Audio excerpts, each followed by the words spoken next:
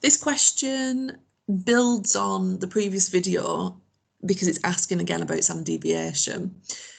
AQA love to ask questions about standard deviation because by asking questions like this, you could really test whether or not a student understands what standard deviation is. You can't really, well, you can actually rote learn these answers because they are the kind of things that we went through and that you got taught when we were comparing them. So you can rote learn them, but they do kind of require you to have kind of some understanding, I suppose, of the differences between them to be able to explain them well enough, I suppose. Anyway, the range and the standard deviation are measures of dispersion, as I was just talking about in the previous video. Now, that will tell you about the spread of your data. So this question wants to know why the standard deviation would be more appropriate than the range. Now, the range is where you have the highest and lowest numbers in your data, and you take the lowest away from the highest, and it will give you a very quick way of assessing what the range of your data is, because again, if you've got a really small number, small range, then it indicates that your data is quite close together, scores are quite consistent, they're quite close to a mean. But if the range is really high, it's suggesting that the scores are more spread out, there's more variation in the scores, people are a little bit inconsistent, and there's probably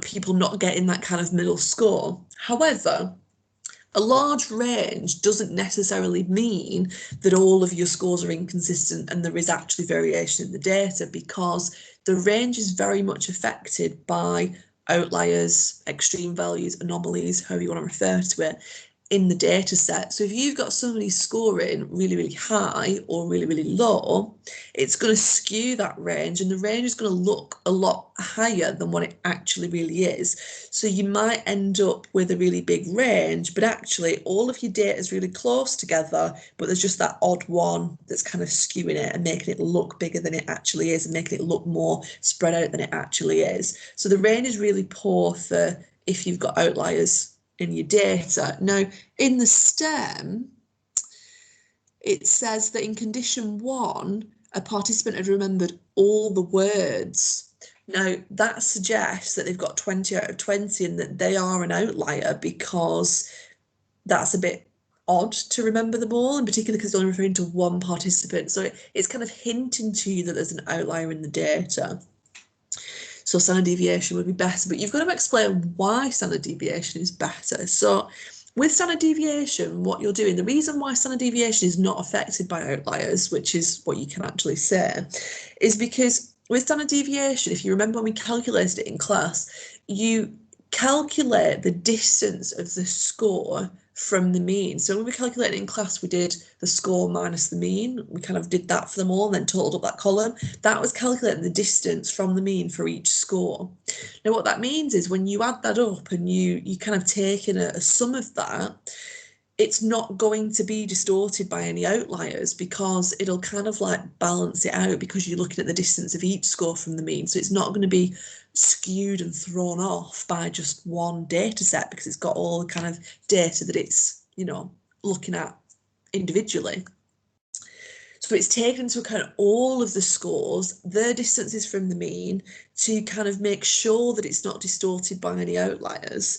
And therefore, it's going to be more accurate as a measure of dispersion, because it's not being distorted by these outliers. So how to put this into a sentence? Let's see if I can come up with something. So standard deviation is more appropriate when there are outliers in the data, such as the participant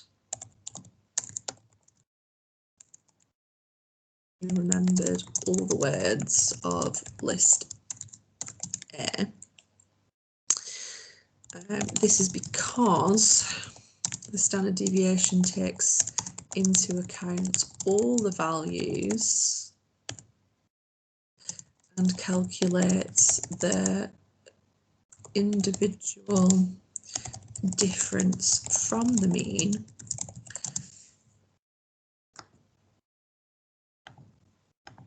so that outliers do not distort overall measure and hence is more accurate at displaying the level of dispersion. See if I've missed anything out.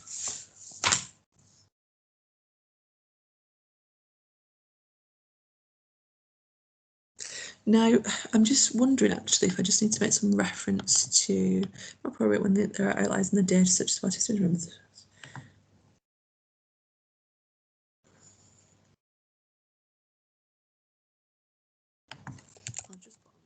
range would be distorted, would be distorted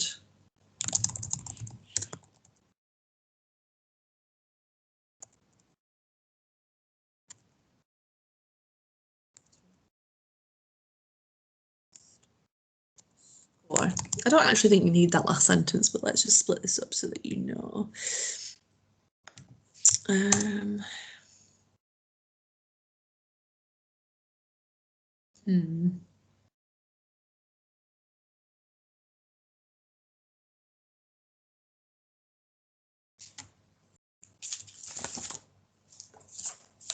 I've actually put in enough information to get 4 marks for this answer, but this would be like a perfect answer of everything that you could possibly put in about standard deviation. These are all the things that you were taught when we learned about them. So you've kind of got 1 mark here for mentioning about the outliers. Taking into account all the values is another point. Calculating their individual differences from the mean and then explaining the point about the outliers is another one. And then it being more accurate is another point. And then reference to the range as well, you can also put in just as additional kind of information. So if you look at that, really, there's quite a lot of information there, but you can just put it into that 1 sentence really easily and you'll get kind of all the marks no matter what. So by combining them like that, it just makes it a bit more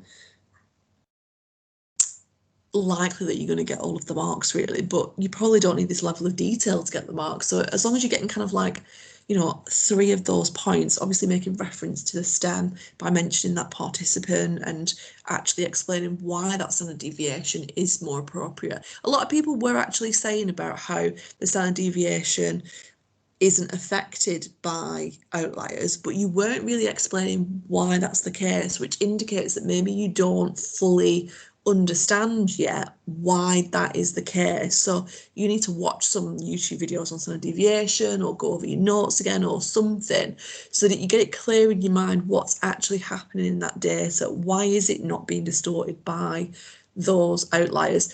I would advise you to calculate standard deviation by hand and it'll click in your mind what you're doing, because maths is something that's quite conceptual, and unless you actually do it yourself, it's quite difficult to understand like how it's working. So that'd be my tip for you.